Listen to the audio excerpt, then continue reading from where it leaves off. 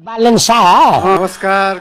ल ल ल नमस्ते नमस्ते नमस्ते के छन् हालचाल? निकै छौ कि नै?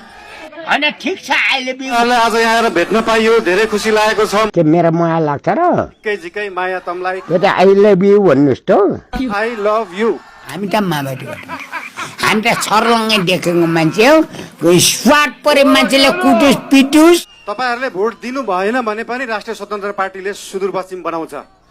नेता भएर मात्र हुन्न विकास गर्न पर्यो त्यहाँ तपाईहरुसँग यहाँ भोट माग्न आएको होइन, काम माग्न आएको हो। काम दिनुस् है।